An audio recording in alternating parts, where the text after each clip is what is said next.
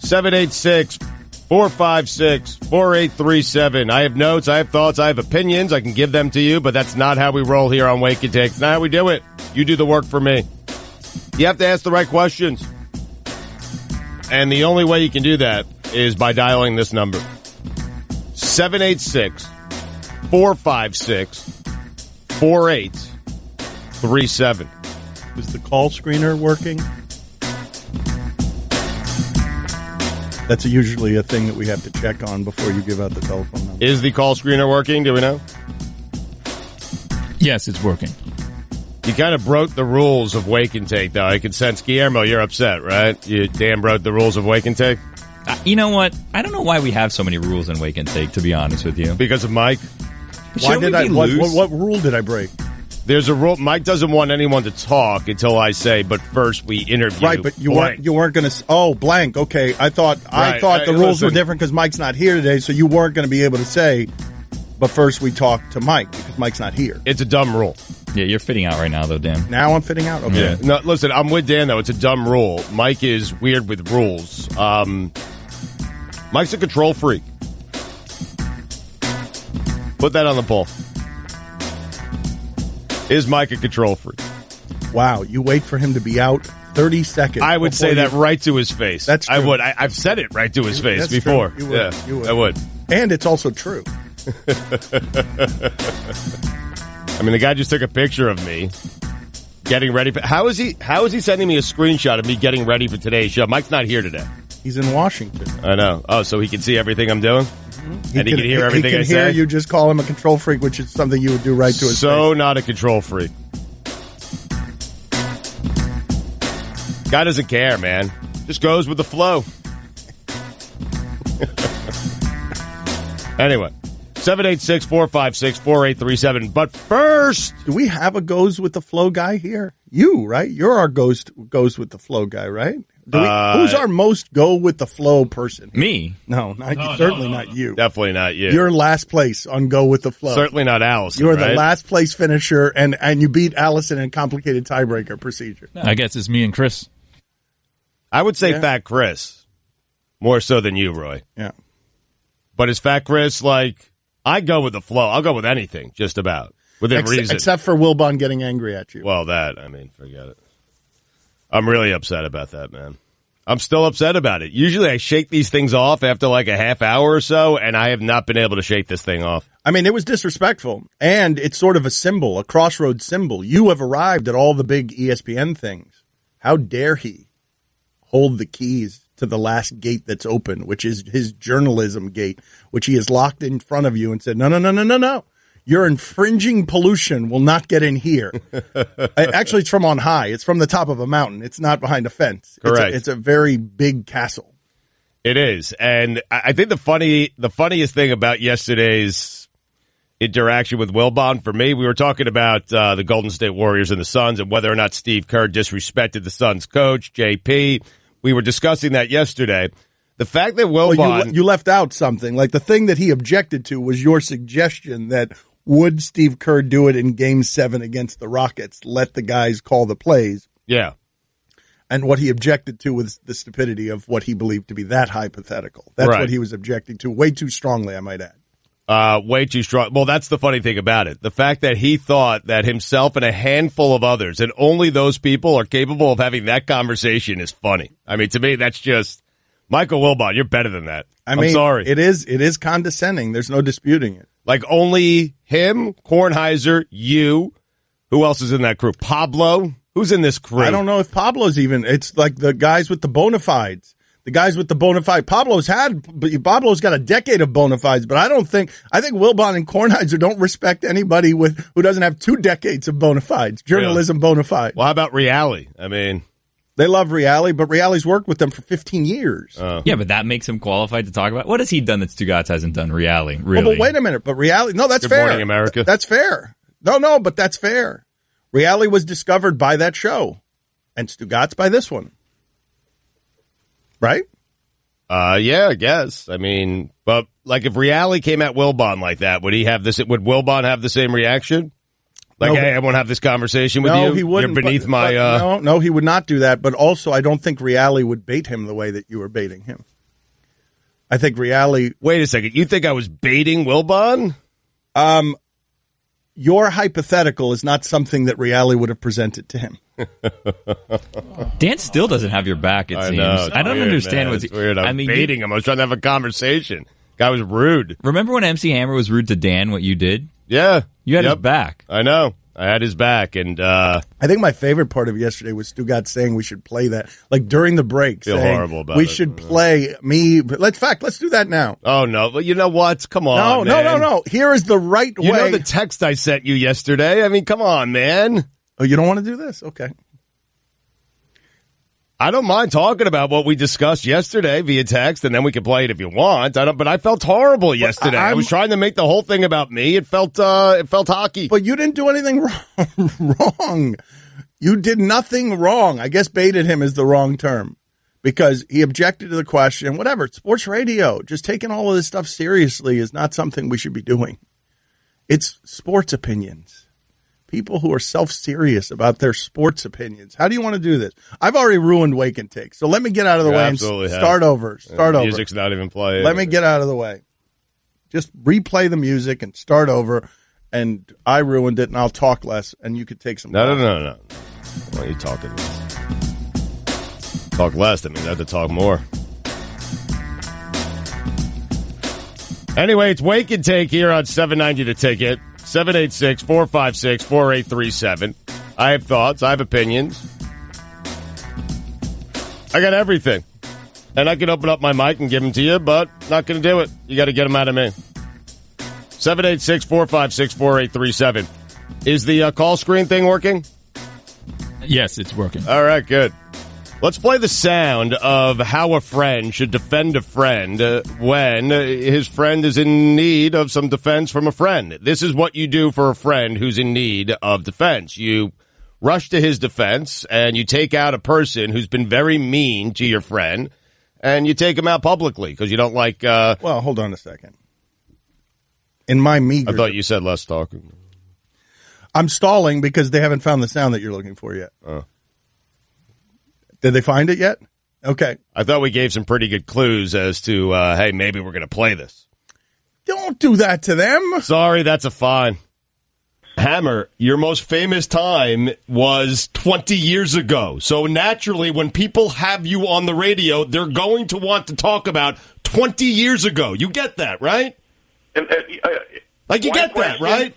I'm just wondering if you get that, because you're being rude on our radio show, and I'm just wondering if you get that. You were infinitely more famous 2 decades ago than you are today, and that's what people want to hear about. You are a genius. Yes, I am. And you're not. Oh, no. I'm certain that was a great defense. Well, no, it was certainly a more vigorous defense than the one that I summoned. In my meager defense, what I would say, A, MC Hammer is not also your friend. Wilbon is also my friend, the way that you're my friend. Yeah. And B, and most importantly, like it really is the thing, you never get hurt by this stuff. So I thought we were just going for good radio. And I was surprised when you were hurt by it. If I'd known you were going to be hurt by it, then my defense would have been different. But I'm just used to you taking the beating around here without shame, and that one got you upset for some reason. Taking the beating from you is one thing. Taking it from him is, and having to respect his friendship with you is just driving me crazy. That does box you in. Yes. That does box you in. Yes. Your defense of him was shushing him. Shh. Wait a minute. Yeah, let Wilbon finish. Wait a minute. My defense of him was not shushing him. What shushing him was clearing the space because I didn't want the audio ruined because Stugotz was talking over Wilbon. I wanted Wilbon to get angry. I wanted Wilbon to express that anger. And then I wanted the audience to make its own determinations about Wilbon and the segment without my interference. So this is what it ended up sounding like. Mike, he does a Game 7 against the Rockets, Western Conference Finals. You okay with it? He lets Draymond... Game 7's on February the damn 10th. I'm just saying. Don't ask me a stupid question. Michael, no. It's dumb to even ask me. Michael. To compare Game 7 with today? Stop being stupid. Seriously. Mike, no, the Rockets are up 3-0, and Steve can't reach his team. They just want to get to the finish line. And he says, hey, Draymond, coach the team. This is why, if I can talk to Dan, about something reasonable instead of just something this dumb that I'll come back and I'll stay on the show. If not, I got better stuff to do, fellas. He stayed on the show. Some friend. Well, wait a minute. He doesn't want to come on the show anymore. Rest assured that you guys are both legitimately mad at each other. Like that, his anger is. How could he possibly be mad at me? How? It's your existence. Oh. You do understand That's that, right? totally fair. No, but you do understand that, right? It seems that he doesn't think that you're in his class as an ESPN journalist. There's the core of our problem when he's sending you to the kiddie table and saying, let me talk to Dan. He doesn't want to come on the show anymore. Okay. And that makes two of them because Kornheiser hasn't wanted to come on the show. They're dear friends of mine, but. Well, I didn't do anything to Kornheiser. But if I had to guess those two guys, my guess is that both Tony and Mike hate you. If I had to guess, because I haven't even talked to Tony about this. It's pretty strong. No, but they don't know you. Considering they never met me. No, they don't know you. It's the same reason that they wouldn't like personality X on, if they didn't like Skip Bayless or Jake Crawford or Neil Everett or Stan Verrett or I would say that Tony and Mike are condescending. Man, this is something that goes back to newspapers. I remember being at Jimmy Johnson's press conference when he was leaving the Miami Hurricanes, and a TV reporter showed up with nothing but a brush. And I looked at him like, wow, all you care about is your hair. And there was absolutely journalistic condescension there. But now I am one of them. And that was a long time ago. I was 25 years ago, and maybe it was secretly because we were jealous of the money TV people were making. And we saw that the future of newspapers was crumbling. But my guess is the idea of you, they don't know you. If they did know you, they would clearly like you. My guess is that they don't like, and I haven't talked to either of them about this, but based on his reaction, my guess is that they don't like the idea that you get to share a platform and somehow have the same weight that they do. I mean, and are you suggesting that if I was not on this show, they'd come on all the time? Is that like is it me or my personality? I or don't the know role why I'm playing, Kornheiser refuses to come on our show. I don't know the answer to that, but I find it weird that Kornheiser doesn't do that. But now imagine, though, because these guys work together every day. Imagine you and I were coming in every day and there was someone on television who bothered us. And then we were on their show and they asked us something we thought was stupid.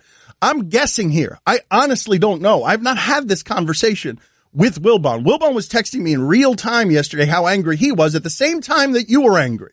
Okay. That's the only conversation that I've had with either of these guys about this. I had reason to be angry. But, Stugotz, I side with you on this. I lost my Hall of Fame vote for baseball because I side with you on this. I don't believe that we are uniquely qualified for the platform. One of my greatest joys in this business is that you have climbed to this place on this platform, but I don't think they like it very much. What, they want it all to themselves? I'm not qualified to be on their journalist, platform. man. Right. But not everyone here is a journalist. I know, but let me explain something to you. At the beginning of PTI, there was a list of like 3 people both Tony and Mike were willing to work with. It was like 3. Right. All journalists, and I was one of them because they both didn't get along with the same people. They wanted to talk to fellow newspaper men. I know it's stupid. I'm just telling you that it's so. All right. But that shifted a lot. I mean... Yeah, the whole world has shifted. He said, he was arguing yesterday on behalf of what news used to be. And I'm like, no, you guys have been left behind on news. Man, Stugotz, I remember these conversations. We were having them in real time on this radio show 10 years ago whenever Deadspin made an appearance. And I'm like, our choice right now on Deadspin is either to ignore it and lose or get in that game and build audience. And you saw what we chose. Right. Like we're talking about things all the time that ESPN isn't talking about because the internet found a place where you could talk about some of the dirtier, edgier stuff away from the mainstream. And your choice is to get left behind or play along. And Mike is content with saying, I'm the old stodgy guy, but now I've got the microphone. He said that. He said it yesterday. Too bad. I'm old and stodgy, but I'm the one with the mic. This is the worst wake and take we've ever had. All right, let's do it again next. Hi, everyone. Stugotz here. Support for the Dan Le Batard Show podcast comes from our friends at Rocket Mortgage by Quicken Loans. Chances are you're confident when it comes to your work, your hobbies, and your life. Rocket Mortgage gives you that same level of confidence when it comes to buying a home or refinancing your existing home loan With Rocket Mortgage, you can apply simply and understand fully so you can mortgage confidently. To get started, go to rocketmortgage.com/Stugotz, STUGOTZ, equal housing lender, licensed in all 50 states, NMLS consumeraccess.org number 3030.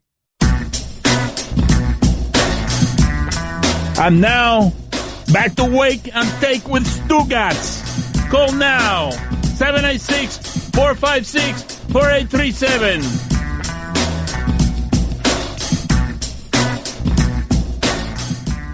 It is Wake and Take here on 790 The Ticket, 786-456-4837. Thoughts, opinions, I got them all. Got everything. But it is your job to get them out of me. Got to ask the right questions. 786-456-4837. But first, we interview Dan Le Batard. No. What do you mean no? I mean, you're gonna. Well, listen, normally, so I go to Guillermo for baseball. I go to Mike for Heat. I go to Fat Chris for baseball. I go to Roy for hockey. I go for Allison to talk about how much she hates me. And I have none of that today. What I have is Heat talk, and Mike's not here. So I'm going to go to you here. That Heat game last night, incidentally, good God. Dragic is great. Wade comes into the game. They're down 18. Well, it's exactly what I was going to say. You're good. You are good, man. You read my mind. I was going to say in that third quarter, when the second team came in against their second team, and Wade is now leading that second team, I guess, they look slow. And Toronto's second team, and I've been making fun of Toronto for years, it's actually a much younger, different team than they've had in years past. Like, that team's legit good. It's faster, better at offense. Yeah. Different. That's why Amin was saying Dwayne Casey should be coach of the year. But in coming to interview me, though, Stugotz, Wake and Take, I keep fouling up Wake and Take. I don't want to be responsible for fouling up Wake and Take anymore. All right. Let's take some calls.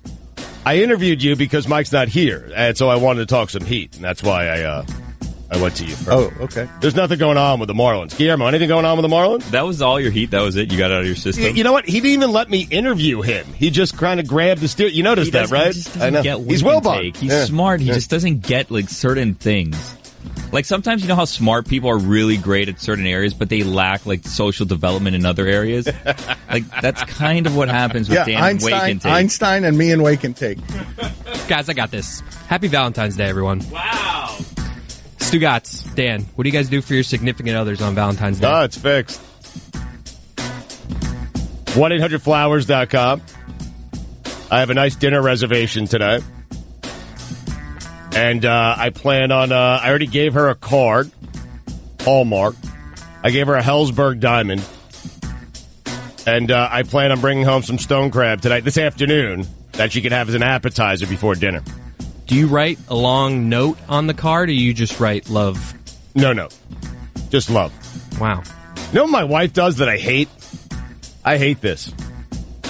She'll get me a card, and the card's really long, a lot of writing. And then she'll sign it by saying, the card says it all, love you, love Abby. You know what? How about you write something yourself? You're sitting at home for 8 hours a day, you got nothing to do, you drop the kids at school, they're at school, I'm here. You can't find a minute to write something heartfelt that's your own words? You just said that you don't sign yours. I don't sign mine, but I put a lot of effort into the day and the evening. I bought her a lot of stuff. And I work. All I have time for is love. Work and love. Yes. Make her money and love. That's it. Like when I get a card, a Hallmark, the only thing I have time for is Happy Valentine's Day, love you, you're the best. For her, it's not even that. It's a long thing that the card writes for her, and then it just says, card says it all, love Abby. And I want something more than that. She doesn't even sign it. It's just a stamp that she had made. Yeah. A card says it all. How about you say it all? You like those musical cards? I like a good musical card. Love them. Put that on the Pops poll. up, starts singing to you. Yeah. Those are way too expensive. They are. No, Chris is right about that. Look, the music isn't worth the $7.99 extra that you're charging me for a piece of paper. But the regular one's like $4.99, like $3 extra. I get to hear No, this the song extra and the pop-up. $7.99 you're charging me. You're not charging me a total of $7.99. Did you want to put it on the poll? Yeah, do you like the musical chords? Stu, here's a little tip. Instead of writing love, Stu, Yep. or John, draw a little heart. Yeah. Then bad at- I'm put bad a at- comma after I'm it. bad at drawing hearts. It's all right. It's the thought that I counts. draw bad hearts. No. I work every day. Do you do the XOXO? I bring home the bacon.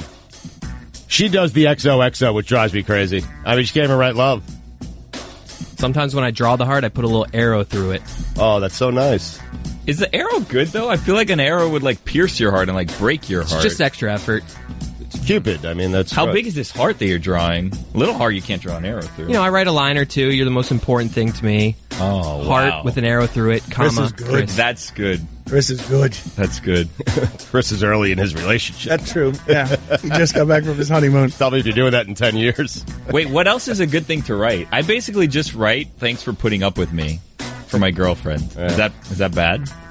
I mean, that's appropriately self-deprecating, It works. and you should genuinely be thankful for that. Yeah. Like, you are such a weirdo that you should feel amazed every day that someone is loving your neuroses.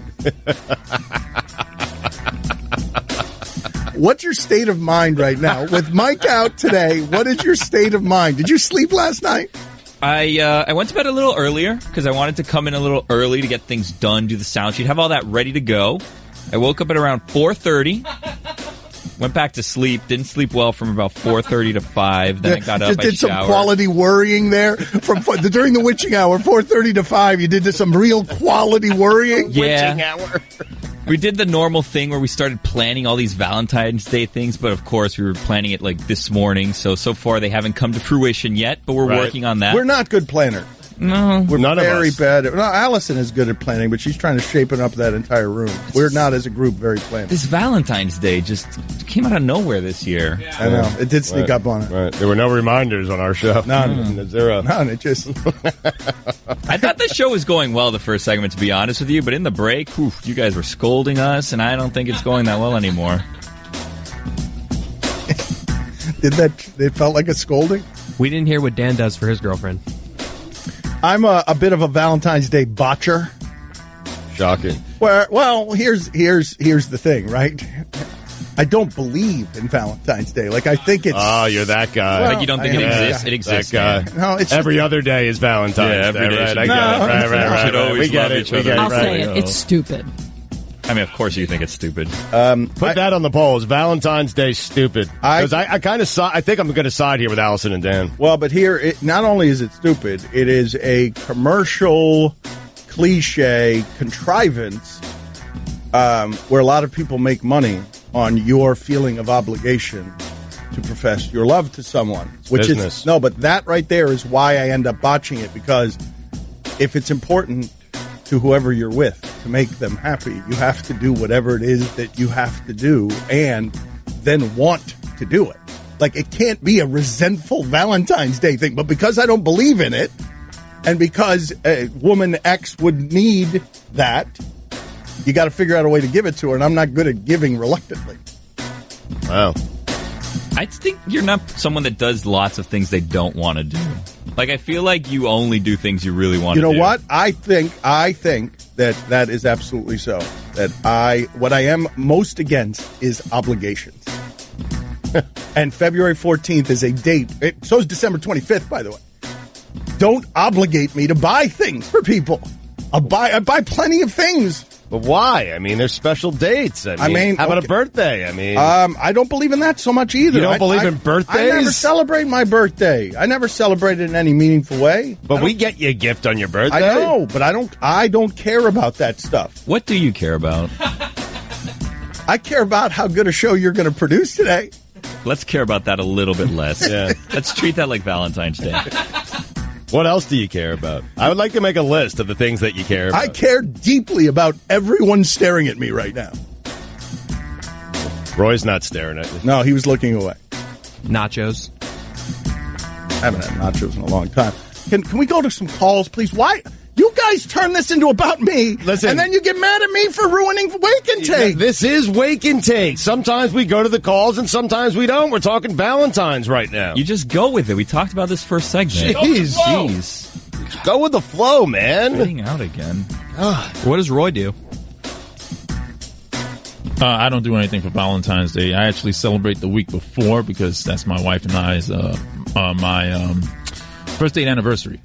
First date anniversary? That's right. We celebrate the first date. Do you celebrate your wedding too? No, not really. You celebrate the first dates? That's right. Wow. What's wrong with that?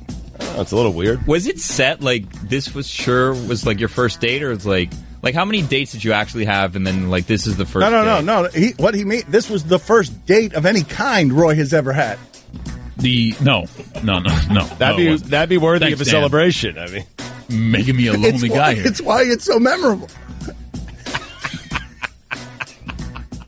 Hello, I'd like to deposit this to checking. Fate is a fickle master. What? The future is uncertain. Okay, and what's my account balance? The horizon is cloudy. I see a long, treacherous voyage filled with great peril. Look, can I just get a deposit slip or something? A fortune bank teller. Surprising. What's not surprising? How much you could save by switching to Geico. I see a yellow-eyed serpent and a low APR. Geico. 15 minutes could save you 15% or more. Don Le Batard.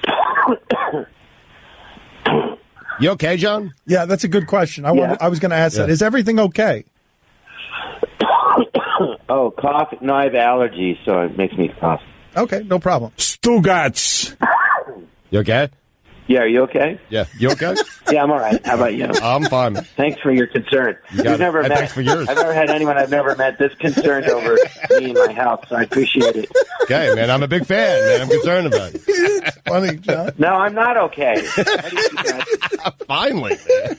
You don't care how I'm doing anyway. What the hell are you asking me for? You don't really care. It's so true. You don't even know me. This is the Dan Le Batard Show with the Stugotz on the ticket. You got your wake and take calls here. You want to take them? Yeah, let's take some calls here. Let's go to Sam, who's on a mobile phone today. Go ahead, Sam.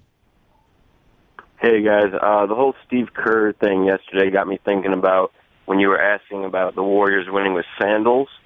So I wanted to know what you guys think the Warriors' chances would be if they had to wear, like, winter gear, maybe some big, puffy coats. Oh, that's boots. good. I like that, maybe, like, gloves, maybe mittens, too. Mittens would probably be pretty tough. Right, that's good. Yeah, they win in 6.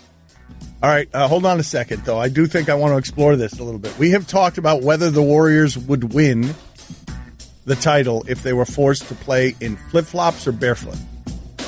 And now this guy is saying, that's ridiculous. They would not win the title that way. You need ankle support in that game. They would absolutely not. They'd be the slowest team in the league. That's one. Okay. But this is a more legitimate question. Still a playoff team, though, right? They're fighting for the 8th seed. All right.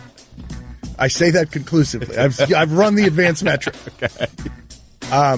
But I love this. Winter gear, but I think it's got to be what he's saying, like 0-degree winter gear. It can't be fashionable winter gear. It's got to be gloves and mittens. And I think once you throw gloves and mittens into the mix, you're making it very difficult.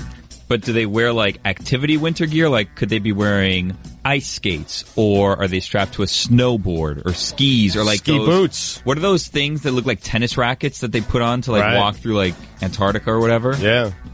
I think the hardest one would be a snowboard, right? Because both your feet are together. What are those things called that Billy's talking about? Like the rackets? The tennis racket Iditarod shoes. I've got them in ice skates, but they get the little rubber pieces they put underneath them to walk. Yeah. So no, wait a minute. No, wait a minute. They've got to be able to wear high tops and then winter gear. We can't afflict them with the previous hypothetical, which was flip-flops and barefoot, plus winter gear. You need the ankle support. They'd be the slowest team in the league with anything other than sneakers on their feet. I've run the advanced metrics on that. It's snow gear. It's high tops and snow gear. Allison, put it on the poll, please. At Le Batard Show. Would the Warriors win the title wearing snow gear? And then in parentheses, except for the footwear. They're definitely winning the East. No doubt. What are those shoes called, man? Drive me crazy. Wait, so they're wearing their regular sneakers and... Yes, and snow gear. What if they have to wear winter shoes, like Uggs or something, or snow boots? I think that ruins it. I think once you start bleeping with their feet, you ruin it. I'm with Dan. You put them in regular sneakers and just, like, the most intense, like, hard-to-move snow gear. Like a big, fluffy jacket. It's a big difference, though, between mittens and gloves. I'm telling you guys. Yes. You give me mittens, I could still hit a couple of threes. You give me gloves, I can't do anything, really. How do you think Wilbon would feel about this conversation? I don't care anymore. Did I ruin your relationship with Wilbon, have I? No, you haven't ruined my relationship with Wilbon. Okay. It's just, I don't know how to navigate that stuff, right? You're both mad at each other. Right. I've told him I didn't realize that I've told him I think he's wrong. Okay. And I've told him that I was wrong for not defending you more. You were fun. Cool. They're called snowshoes, by the way.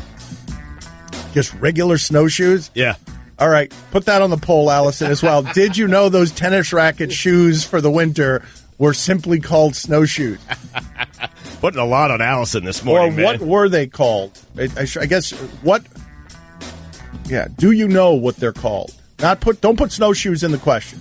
Do you know what those tennis rackets that people wear in the winter on their feet are called? And see if yes or no, and see how many people know that it's snowshoes. Is there a way to do a follow-up? If so, then what are they called? What do you want to fill in the blank? Yeah. Have a contest? We'll just give them a few options. Let's take another call. Who do we have there, Dan? Anybody you want. You got, there's a dishes question for Dan. There's Purdue basketball. There's Paul Pierce's jersey being retired.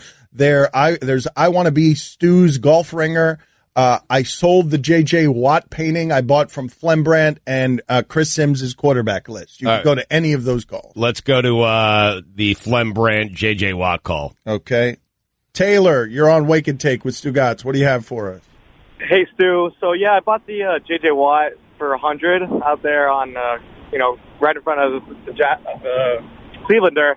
And then over the past month, I monitored a 4-way bid on eBay, and I sold it for $750. So I was going to see if maybe you and I could get into a business together, because I know you hate an untapped, there's a market there, and we can make some serious profits for both you and I. And well, it seems like you're already doing that, and I'm not certain your friend paid, by the way. So... Wait a minute, what? Where does that leave us? We're not certain. We're missing a little money, and so we're not certain. We think it was your friend who may have not paid. Yep. No, we definitely paid up. We paid every last dollar. Okay. I think I was trying to add up the money, and I think the person that bought the Venn diagram didn't pay. I'm pretty sure. That was the tow company guy. We bid him up. Oh, that's right. $650. Yeah. And he bought out a wad of cash from money that he collected from towing people's cars. So, yeah, if anyone is to blame, I'd say it's him. But I definitely paid up. But, Taylor, are you looking – is this call being made because you actually want to start a business, or did you just want to make Stugotz feel bad and feel like a sucker because you turned his nothing into $650 more? Like, which is the real reason for this call? I think the latter. Yeah, that's what I think, too. Yeah, that's what I think, too. Well, go to hell. And when you get there, make sure you say hi to Art Briles.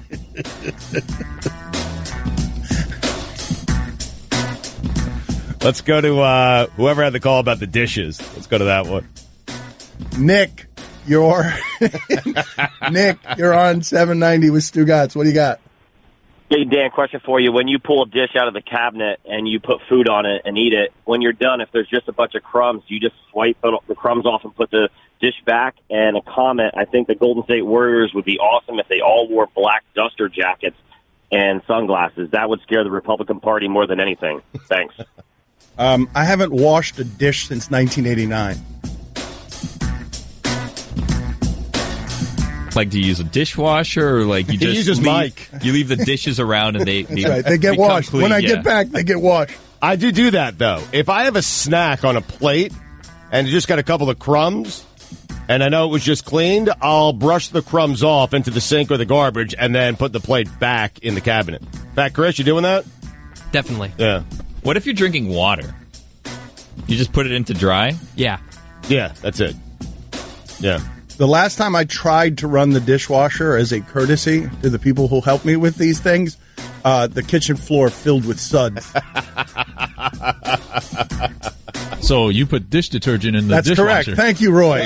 Kindred God, spirit. Man. I hadn't done it since 1989. The technology has changed a lot. I was confused. A lot easier. You know you have 2 dishwashers attached to your arms, right? I do not. That's what I don't like the dishwasher, man. Do it yourself. By the time it takes to rinse off the dish and put it in the dishwasher, just wash it already. I'm anti-dishwasher. I'm not. It's easier. Did you say you have 2 dishwashers attached to your shoulders? What was that? What was the line? 2 dishwashers attached to your arms. Yeah, you do. Put that on the poll. Did you know you have 2 dishwashers attached to your arms? Can you set the scene, the scenario where you actually said to yourself, today's the day I'm going to try to do the dishes? No, it wasn't even that. It wasn't even that. It was, I came home one day, and this is how overt it had to be, because this is funny and it's memorable, because it's the only time I've done it in like 4 decades. It was 1 cup, right? One big Flanagan's cup. That I've been using since 1994. It's all of my Tupperware. It's one big cup from Flanagan. Flanagan's cups are going to last forever. I know. Yeah, it will survive the nuclear holocaust along with cockroaches and Drew Rosenhaus.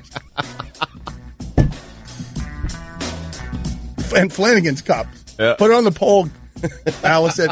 Or Allison. Are Drew Rosenhaus cockroaches, Flanagan's cups, and Twinkies the only thing that would survive a nuclear holocaust? Oh, man. So what happened? You decided the dishes? No, what happened is I came home one day and for some reason the dishwasher was wide open and those trays were out and they were filled with glasses and dishes. And I looked at it and I'm like, I could probably go over there, close that, and just do it real quick. Just put some liquid in there. How could I possibly screw this up? I'm just going to put some liquid in the spot that it looks like liquid goes, and then I'm going to close this, and this is as easy as this can be. Then there will be clean dishes, and I will have felt good about myself, the great fulfillment of having cleaned up after myself. So people watch like these great athletic achievements on TV, and they're like, I could do that. And you see a dishwasher, like, I think I could do that. I think I was like, this is too obvious. I think I got it from here. And then next thing I know, there were suds all over the kitchen floor. And what'd you do from there? I left. Called 911. Somebody tells him, I don't know how that happened. Clearly wasn't Dan. He never touched the dishwasher. It was some burglar. We didn't have Blink. Came into the house and did that to us. Just decided to wash some dishes and leave some suds. I wasn't there. Can you imagine that 911 call, Bill? There would be no 911 call. Just imagine me sprinting away from the suds. I can't imagine you sprinting. I've been doing that. I've been doing sprints. Have you really? On the beach? Mm-hmm. With like a parachute attached to you? No parachute. Oh. No parachute. Are you running with anyone? Or I wonder if I could beat all of you guys in a race. Probably not. I don't think if Stugotz is fast. I wonder how a show race would go. Oh, you would beat Stugotz. You wouldn't beat me. Oh. And you wouldn't beat Bill. Yeah, he would. How about Mike? You guys play soccer with Mike? Is he fast? Well, Mike at least runs occasionally. I feel like Billy hasn't run since he pole vaulted. Am I wrong about this? Well, Mike's a goalie, so he doesn't really run in soccer. Every day, does the elliptical count as running? I elliptical every day. That's old people exercise for the joints. Well, I'm old. Billy, you seem like a Stairmaster guy, too. No, I do the elliptical, I'll do the bike. You know what I do with the bike? Because I have a Fitbit and it counts your steps. But if I'm on a bike that's not moving, I'm not getting the steps. So I put my Fitbit, I strap it to my leg to make sure to get those steps in. All right. Yeah? Cheating. Pro tip. No, it's not cheating. I'm taking the steps. All right. You work out every day? No. It depends. 2 or 3 times a week. But it's not good. I do it myself. I'm not fast, though. You could probably beat me. I'm not fast either, but I bet you I could do a mile faster than anybody. Allison would I couldn't run a mile. There's no way. Allison would finish last, right? No, I think Allison's in really good shape. Allison would finish last in a foot race. In a foot race against everybody How here? far is the race? What are we racing? Allison, you think you would finish something other than last? Just why do you immediately assume I'm the slowest? Because I'm a girl? Is that why? No. I mean, I know that's the thing. I'm not saying girls are faster. I know that. I'm not. Whoa. But I mean, and Roy, why did you assume you're the fastest? I did not expect this conversation. #MeToo. I don't know what happened there. I was just talking to you. I didn't assume anything about weakness, about the feminine species there. All I thought is that it's a fact that in the Olympics, the guys run faster than the women. Like, I just thought that was talking about Olympians. I thought that was a physical fact, but I thought on average men are faster at running than women. We're not Olympic athletes. We're a bunch of schlubs. I know, but I think that men, generally speaking, have to be physically capable of more strength and force in running on average. Now, I'm not saying I would beat a woman who can actually run. I'm saying I could beat Allison, who probably hasn't run since high school. Still super rude. So when are we doing this race? Are we all going to go at the same time, or are we going to compare times? What are we going to do? I think we all have to go at the same time. I think right? so, too. It's got to be a 100-yard dash on the beach, I think. On the beach? Well, I mean, Dan's been running on the beach, he said. I love 100 yards, too. I ain't going further. Stugotz is not aware of 100 yards. Good God. 100-yard dash, man. See, I don't think of myself as fast, but the thing is, once I start moving, all that momentum, that doesn't come with brakes, and so it just keeps moving. So you want it to be 200 yards? Or? Well, my 100 yards is slowing down. I just take 100 yards to slow down once I start. You realize how long 100 yards is? I don't think he does. I don't think he does. It's a football field, guys. But I don't think you know how long that is. Yes, you know how long it is. It's one sprint. Yeah. A football field is a long way to sprint. You guys want to do 50? I mean, do 40-yard dashes at the combine, and that's like kind of long. Weren't you going to race Mike Lowell? I was going to race Mike Lowell. Maybe we could throw him in there, too. Why not? Maybe we could get those costumes we were trying to buy from the Marlins yesterday, and we could do it in those costumes. They wrote me back. They did write me back yesterday, and they said, I'm 90% sure it's not going to happen. Okay, but that's okay, so there's a chance. Yep. All right, but just tell them, up the offer. Up whatever the offer is. Just lean on them. We really want to buy those. What does it cost? The demand. We want to buy those from the Marlins. What you need to do is you need to say, I'll write a check to the Marlins Foundation or something like that, and then they're denying charity money. I've done a lot of that. I've done a lot of writing stuff. I haven't. Writing checks to the Marlins Charity Foundation. Speaking of sprinting, what happened to Joey Galloway? Yeah. Oh, yeah. We should throw him in it, too. Yeah. That fraud. Yeah. That guy who says he can still run a 4.1 at 40. Let's throw him in here. Well, no, but he'll win. I mean, even if he can't run the 4.1, he'll still win. I know. Yeah, but it'd be funny to see how far ahead of us he would finish. B, none of this is ever going to actually happen because we just have a lot of ideas on the air that never get done. You're forgetting that Dan runs on the beach, Stugotz. Yeah. How long, how many yards before you get, top speed, before it really starts cranking for you? Oh, yeah, I'm going to, it'd be once the weight starts moving. That's when I'm dangerous. What's going to be funny is if we do this 100-yard thing, Stugotz is going to get out in front of me, but he's going to underestimate his stamina, and then the freight train is going to come through at about the 50-yard line, then it's going to start moving. And at that point, I'm a downhill runner. I'm going to feel a breeze as you run past me. Huffing, puffing, smells, wheezing, but it will be moving pretty at a rate of speed that you might be surprised by. Is what I'm saying. You're going to catch a whiff of it. I'll do it just because I need to see this. I want to do it.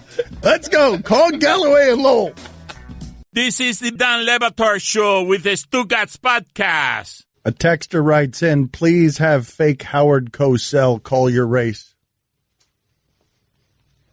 Do we have to figure out how to do this? Do we have to figure out how to have a show race? Because some people are writing in here, if you guys sold tickets to this race, it would sell out in seconds. I think people overestimate our ability to get loyalty from our audience, even though the audience loyalty is pretty crazy. I don't think we could sell out anything for a foot race of the show, but I do want to do this. And I am curious who people think will win. Allison was offended before the show when I said that she would finish last. Yeah. And she all of a sudden, next thing I know, I turn around like I'm just doing a funny thing where I'm running sprints where, with a cigar. And next thing I know, I got hashtag me too saying, hey, I'm not back here. I'm up here. I'm in front of you. I don't even know what happened there. I'm just having a fun conversation about a race. Took a weird turn. And you guys made it sound like conversations that I usually have about race. I think we'd get a good crowd, man. I do. Let's just say we do it at a high school track. I think we could fill the bleachers. I do. If we did a 100-yard dash, it's me, you, the shipping container, Joey Galloway. I mean, I think we could draw a big crowd. All right, this is where this story got started, and we do a lot of, as you know, we are a marching band to nowhere. We're also a flying saucer of BS, so we do a lot of talking around here about things we're going to do that we never get around to doing. Stugotz still has a 10-year-old debt to a local professional goalkeeper that he said he could score on at will in penalty kicks. We did that 10 years ago. We talked about that on air. Yeah. Never got around to doing it. Also, I owe Matt Mitrione a bet in Milwaukee where I think I'm supposed to run in a sausage race because he defeated in UFC Kimbo Slice. Kimbo Slice is no longer with us. That's how long ago that was. He no longer roams the earth. Right. You're also supposed to race Joey Galloway, and Greg was supposed to kick field goals, but he got injured the first kick, I think. Wait a minute. But at least he went. I mean. No, this fraud Galloway. It's time to call him back out. Yeah. This guy has been telling us forever that he could run a 4.140 at 40 years old, and we've been challenging him to prove it. I think we offered a lot of money. I think I got in trouble. Didn't we get in trouble with ESPN for like offering Joey Galloway a lot of money on air if he could ever prove that at 40 years old he can still run a 4.1? He's 46 now. I know, it's ridiculous. We must have, because he just disappeared. He did. The only thing he did fast was disappear. Greg was also supposed to race an elephant. Oh, yeah, that's well, right. no, but you can't make an elephant run. McGill told me that. He's like, Dan, elephants run whenever they want to. Can you guys put that on the poll? Did you know that you can't make an elephant run? Because I didn't know that. I feel like if you put a jockey on an elephant, he'll probably go. No, elephant goes when the elephant wants to go. Ron taught us that. Don't mice scare elephants? Just put a bunch of mice around it, right? I think that's a myth. Wow. Isn't that a myth? Look that up for me. I don't think that's actually true. I think you're just believing like the cartoons. I don't believe that that's a thing. Are we involving everyone in this race? Like, is Greg Cody in? Is Sarah Spain? Is Pablo Torre? I got to see Pablo run. I have to. I mean, that's fine. I think the more the merrier. I mean, I think we can say with a good degree of certainty that Dominique Foxworth is going to be the winner of this race. Yeah, he shouldn't be there. He shouldn't be there. Do you think Pablo owns sneakers? That's a great question. And do you think he'd show up to the race in a sweater? We need to do this now. We need to do this with everybody. Who's finishing last in this race?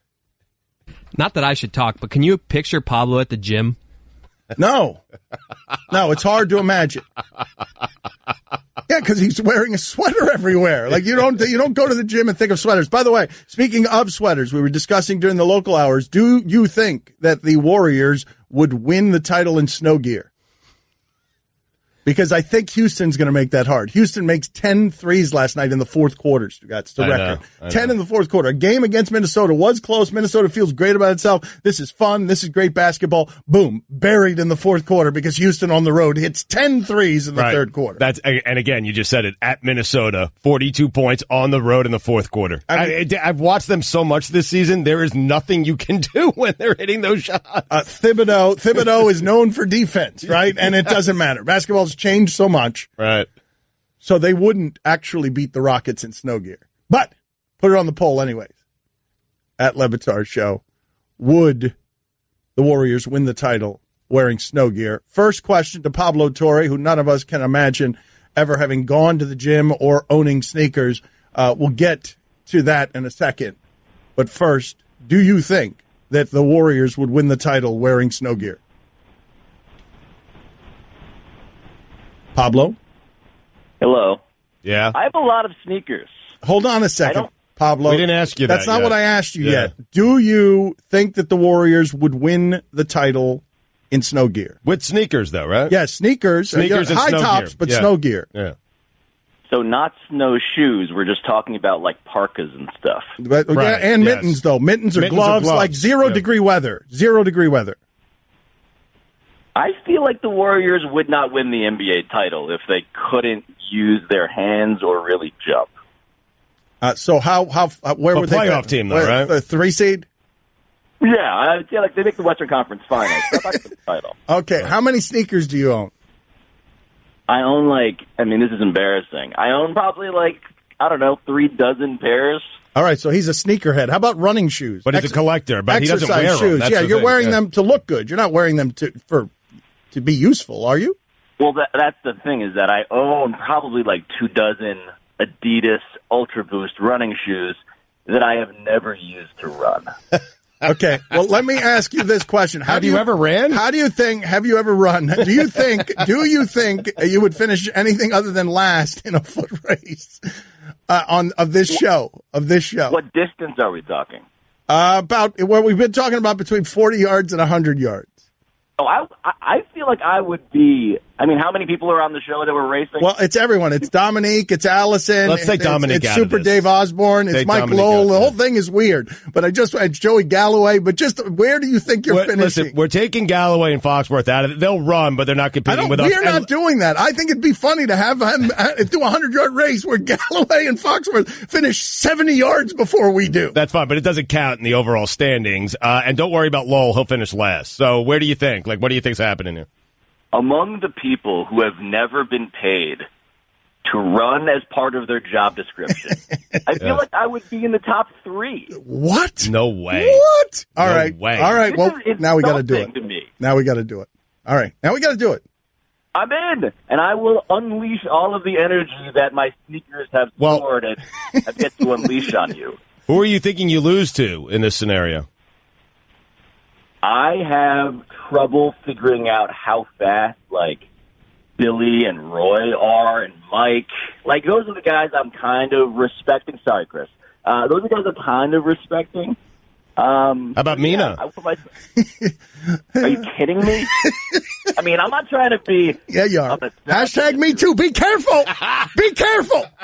But are you kidding me? I don't think he's kidding. I think Allison was offended that we had her finishing last. I mean, fair, I guess, but I would dust both of you specifically. Well, see, this is what you don't know about me. All right, we're going to let him go on that note, and now we're going to start organizing this race and see when Pablo can fly down here so we would have a foot race, because I think he's underestimating. He dust me. There will be no dusting of me by Pablo. Dan runs on the beach. My very clean sneakers are about to get real dirty in the service of dusting you. All right. We'll see what happens here. Okay, put it down. But I think the way Dan you need the race to be longer. You need it to be 200 yards. Because Dan doesn't really hit top speed until about 100 yards. Yes, and that's not 100 yards, but about 40. What you're going to hear huffing and puffing its way into your life, Pablo, and you better fear it, is something that comes without brakes over those last 60 yards, and it's coming to get you. I feel like I should wear a splash guard for the sweat that's going to You're going to feel it on the side of your face as I leave you behind. Trail of tears.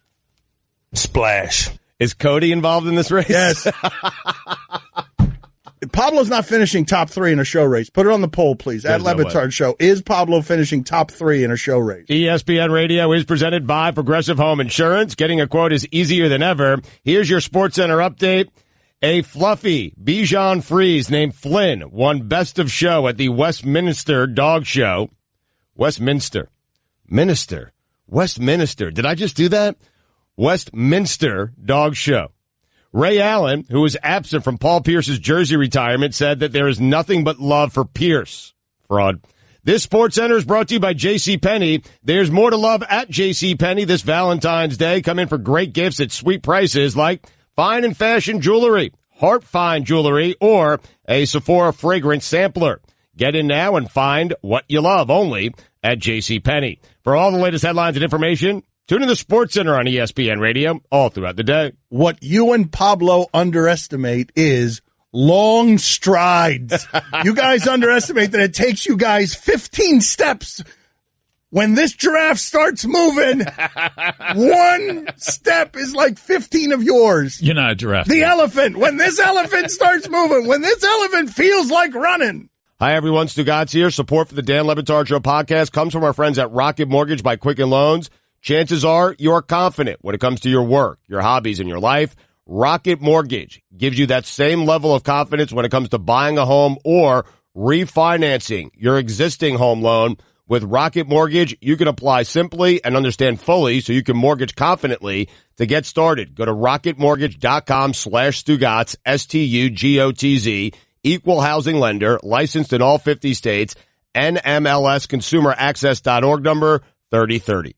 Don Le Batard. Today during the break, you would have marveled at all of the people, male and female, that he said aren't going to age well. Keep those names to ourselves, Dad. Otherwise attractive people that Stugotz was just totally comfortable saying, she's not going to age well, he's not going to age well. Stugotz. And I'm staring at him, and he's unshaven, and he's wearing flip-flops, and he's wearing a 12-year-old T-shirt. And Stugotz, like, he can feel my judgment. And you know what he says to me? I still got it. I do. I feel like if I were out on the open market, I'd be having a field day. This is the Don Le Batard Show with the Stugotz on ESPN Radio. You saw last night, Stugotz, what happened in Oklahoma basketball. Oklahoma basketball has been popular this year because they play fun. They play from deep. They've got a player who feels like Steph Curry. Yeah, Trae Young. Yeah. And you saw what happened. They're not very good. He was 0 for 9 yesterday from 3. And when that style doesn't make its shots, it is not a fun style of basketball. Oklahoma, Trae Young is being talked about. He's the biggest star in college basketball right now, right? Because he's a novelty and he plays kind of like Steph. He's easily the biggest star in college basketball. And he's a guy who can put up 30 and 10 on you. Yeah. And it's not that's not a normal stat line for a college kid. No, they're 16-9 now. You want that kid, you want that team to be in the NCAA tournament because you want to see that kid. That's the kind of kid that can take, if he gets hot, can take that team to the Final Four. Does it look bad when he's 0 for 9? And what is that team? What is Oklahoma on the season? Because they've been tumbling in the rankings. They're 16-9. They're 6-7 in the conference. They got off to a good start and they've been really bad lately. And he hasn't been great lately. Mm-hmm. They've lost. Now, they played Texas Tech last night, who's a very good team, and I heard Bill is talking about this, one of the best defensive teams in the country. Mm-hmm. So they lost that game, and Texas Tech, I believe, is 7th in the country right now, but Oklahoma's lost, they've lost 4 straight. I've got to ask you guys a question because it just happened and I'm confused by it. Today is Valentine's Day. If you're just learning this, get on it, men. You have really bleeped up and you need to fix it quick. If you're just learning this now. Can you imagine someone in their car right now? There are plenty of people smacking their forehead. No, there are plenty of people that are doing that right now. Today is Valentine's Day. But this just happened. The security guard just wished me a happy Valentine's Day. Wow. Was it Steven? The guy with the long hair? Yes. Oh, he's nice. That was nice. Did you say it back? No, I didn't. You didn't say it back? What'd you say? Wait a minute. This guy, hold on. It's his job to protect us. Hold on. I want to be careful about this. This is not homophobic. I'm simply wondering if the security guard, a man, had said Happy Valentine's Day to you, would you have found it unusual? That's what I'm asking. At Le Batard Show, because I've had 2 men today wish me a happy Valentine's Day, and I think it's the first time that's ever happened in my life, and it's happened now twice on the same day. Well, who was the, if you don't mind us asking? I don't want to embarrass him if this is indeed embarrassing. I can't tell looking at the faces in the other room if this is embarrassing. It's not at all. Bruce came around and y'all gave us Valentine's Day chocolate. Oh, wait a minute. That's the third thing that happened. Bruce, okay? Bruce, I don't know how to explain to you what Bruce looks like, but for the ESPNU audience, can you just bring him in here? He's got the biggest hands, okay, among anyone on the show. Bruce, if you know what? Do me a favor here. Hold on. Let's do it this way. He's a bear of a man. He's a beautiful man. But where do you think he'd finish in the race? Hold on a second. I think he'd finish with Allison well behind me. But you know what? I don't want to just bring Bruce in here.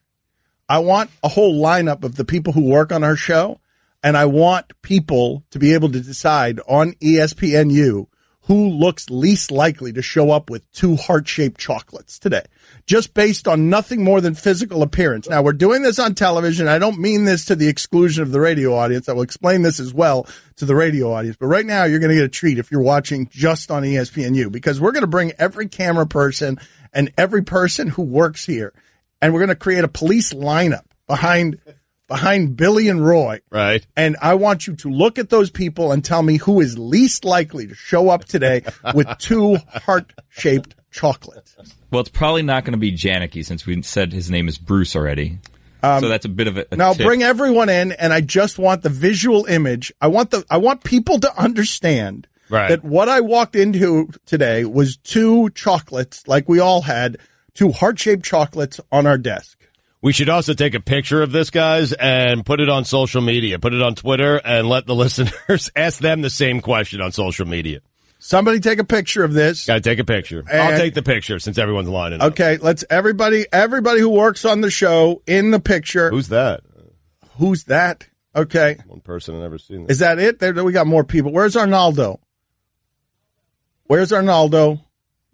There's a lot of people that work on this show. You think it'd be better? You would think it'd be better. Yeah. Good God. Look at this army.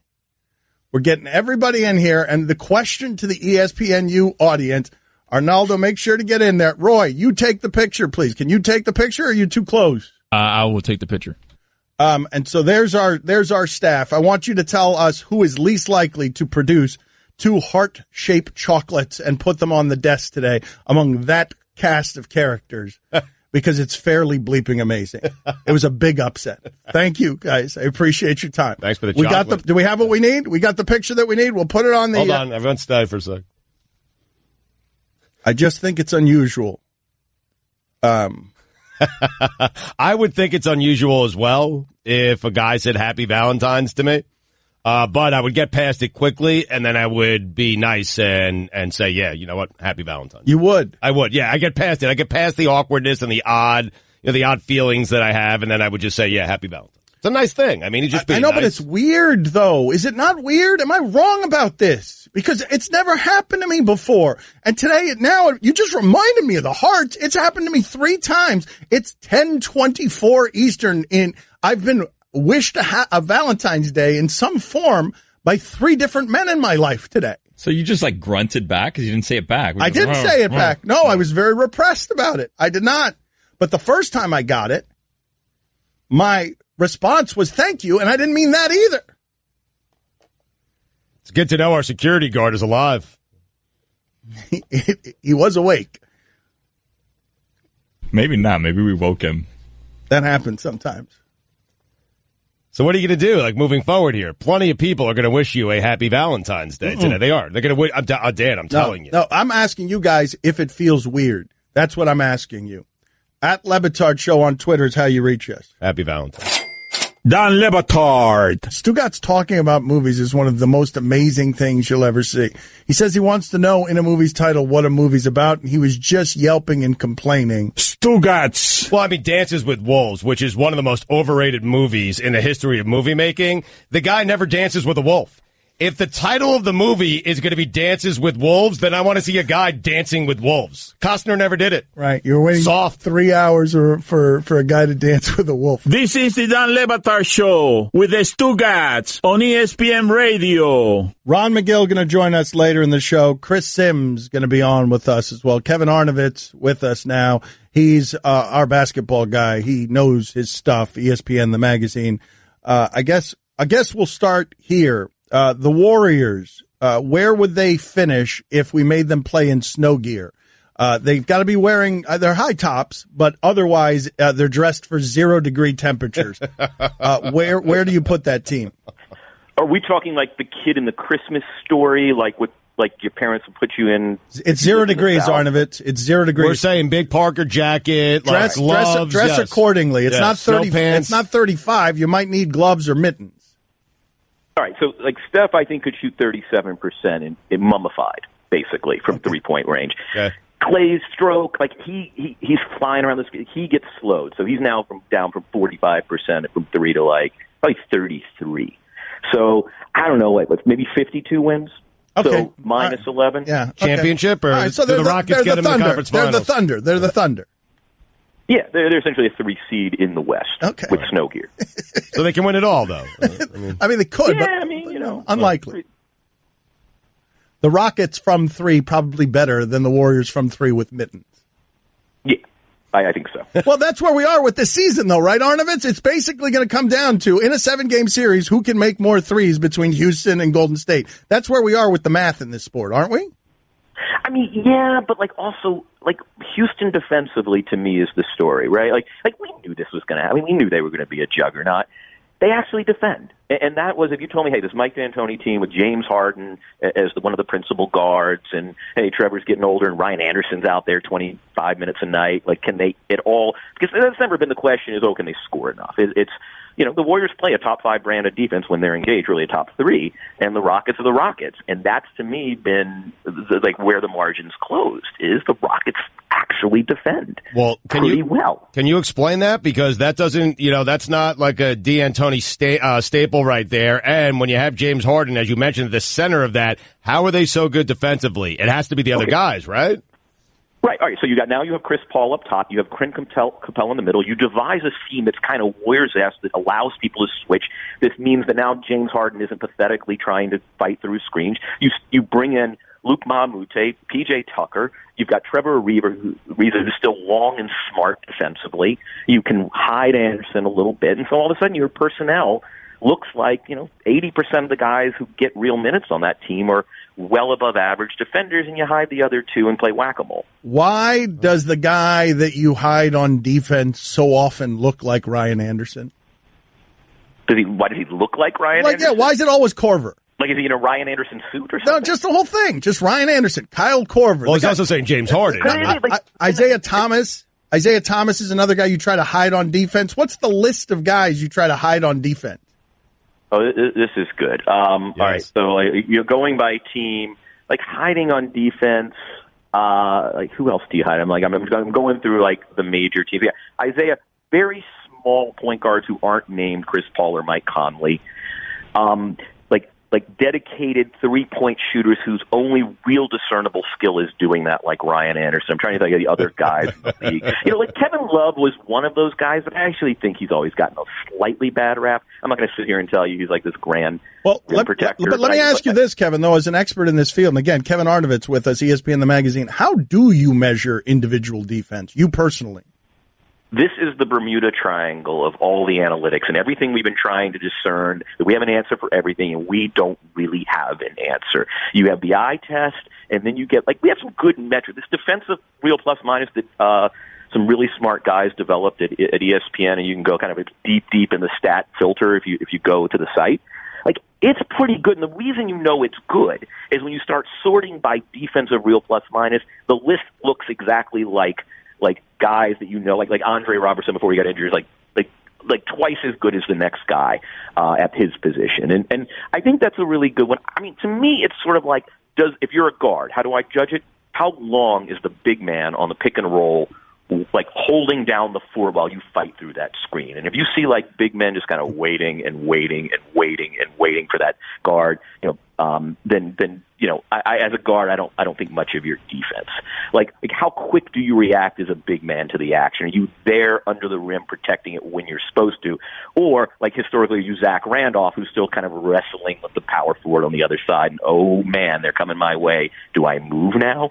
And I think that's the eye test, and then you kind of filter it through kind of some reliable stats. And hey, is the team successful? You talk to coaches, and if you have access to, and say is this guy as bad as he looks or as good as he looks? And that's how you do it, I guess. I don't know. It's still the great Bermuda Triangle. I don't feel like coaches even know. I don't feel like a coach can tell you with certainty this guy is great at defense. Am I wrong? Right. I mean, this is always the great thing. I don't think you're wrong at all. Take a guy like Ray Allen. We're talking about Ray Allen, right? That dude was the starting 2 on the worst defensive team in history when he was in Seattle. He goes to Boston. And you're telling me the next season that team is the best defensive team in the history of basketball statistically? Well, how do you do that with a guy who is one of the primary wing defenders, at a key position? So wait a minute.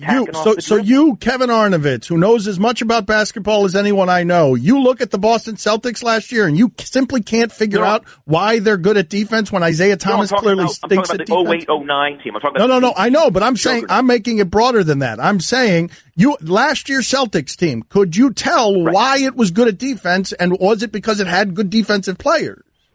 Yeah, I mean, I think you can kind of see. It's like you walk into a house, and if the magazines are in order on the coffee table and everything's in the right place, that's a neat house. You can watch and say, oh, look, there's Al Horford there, calling out calls to his point guards, to Avery Bradley, who's just a very good listener, who knows how to, react to actions. And it looks like you know, when Eric Spoelstra says everyone's on a string, and we kind of roll our eyes, it kind of makes sense. Does it look like good marionettes? Like, are they all kind of moving in tandem and in trio and in sync, or is it just look like an absolute fire drill? This is keeping you up at night. Arnovitz, this is keeping you up at night, right? It's killing you. I can hear it in your voice. Yeah. Thinking about NBA defenses. We'll talk to you soon, Kevin. Are we going to talk about the Cavs at all? No. All right, give us 30 seconds. 30 of the best seconds you got on the Cavs. We're out of time. Everybody's told, they got guys who can now cover the perimeter or they bring energy. No. LeBron is the showrunner on a prestige drama. He didn't like the writers in the room. He didn't like the characters on the scene, so he killed off a bunch of characters. LeBron was bored. And everyone was, they need better defenders on the perimeter. Yeah, Isaiah Thomas is not going to do the job, and George Hill's pretty long, and Rodney Hood is pretty engaged, and Larry Nance Jr. is an active guy that they needed. But this was about LeBron as prestige TV, HBO drama showrunner being unhappy with the cast and unhappy with his writer's room. And that's what this was. And now he's no longer bored. There's no statistical basis for the improvement. There's no scheme that work now. It is LeBron James's world, and he's the showrunner. And yes. He wanted to kill off JR or whatever. Yes or no, and just yes or no. LeBron James, if I do nothing else other than put him on the Kings and move the Kings to the East, LeBron James wins the East with the Kings. No. Where does he finish? And that's a statement on the Kings, not LeBron. Where does he finish? Probably Boston, Toronto, Kings. All right, so like the same where the Warriors would finish in snow gear. In snow gear, though. If this is real with the Bucks, maybe fourth. All right. I want to see a few more weeks of the Bucks. All right. See you later, Arnovitz. Hello, I'd like to deposit this to checking. Fate is a fickle master. What? The future is uncertain. Okay, and what's my account balance? The horizon is cloudy. I see a long, treacherous voyage filled with great peril. Look, can I just get a deposit slip or something? A fortune bank teller. Surprising. What's not surprising? How much you could save by switching to Geico. I see a yellow-eyed serpent and a low APR. Geico. 15 minutes could save you 15% or more. Don Le Batard. The percentage of the time that Charlie Weiss is showering with Charlie Whitehurst. Charlie Weiss can only shower by himself. Stugotz. I created a terrible visual for the audience of Charlie Weiss showering. And you said Charlie Weiss can only shower by himself. It's one of the best jokes Stugotz has ever delivered. He's a loofah guy, probably. This is the Don Le Batard Show with the Stugotz on ESPN Radio. A texter writes in, I wish more of your guests would tell Stugotz that he's an idiot. Like Wilbon did yesterday. Can you put that on the poll, please, Allison? Do you wish more of the guests would tell Stugotz that he's an idiot? Because I have found that the Stugotz army has rallied behind Stugotz. Yeah. In defense of Stugotz for Wilbon's mistreating of him yesterday. If you weren't here for it, it went off the rails. Wilbon was not having Stugotz's nonsense about the Warriors were calling plays for themselves. It was disrespectful, and then Stugotz went down a hypothetical path. Mike, he does a Game 7 against the Rockets, Western Conference Finals. You okay with it? He lets Draymond... Game 7's on February the damn 10th. I'm just saying. Don't ask me a stupid question. Michael, no. Dumb to even ask me. Michael. To compare Game 7 with today?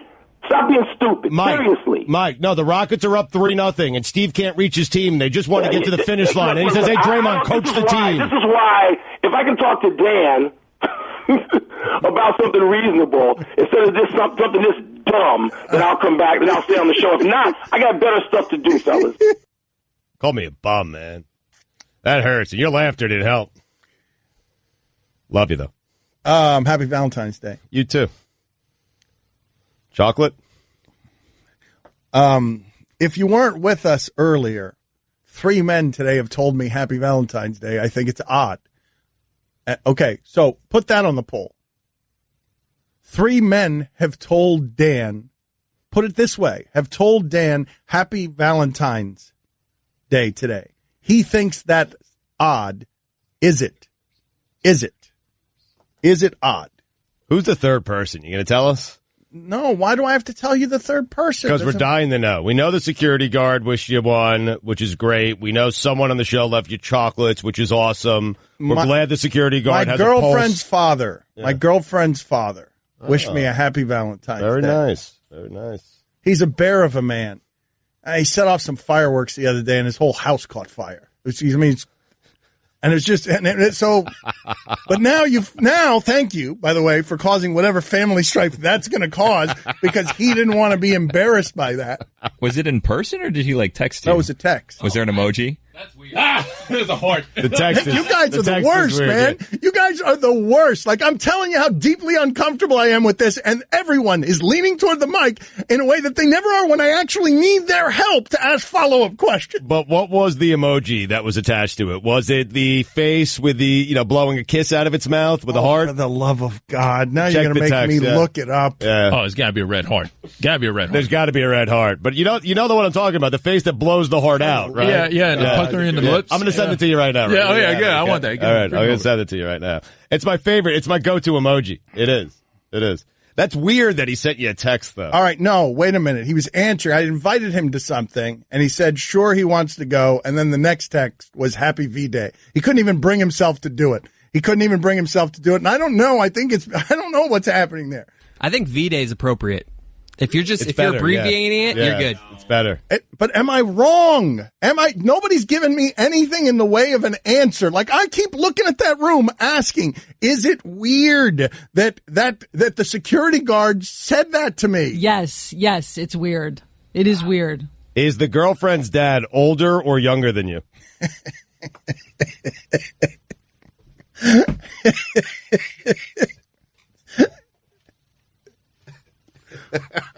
My future father-in-law is 34 years old.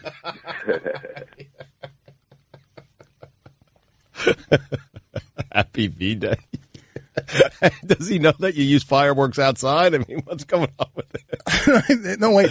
Have I not told you this story? It was amazing. It was like Danny McBride in Tropic Thunder. Like a bottle, one of these Roman candles hit my girlfriend in the leg. She limped toward the house, and I turn around, and this guy, Happy V-Day, is in the street jumping up and down like Danny McBride, and fireworks are flying both sides of him over his head, well into the sky, and he's like, woo, Dad, look at this. And I'm chasing my girlfriend because her leg might be on fire.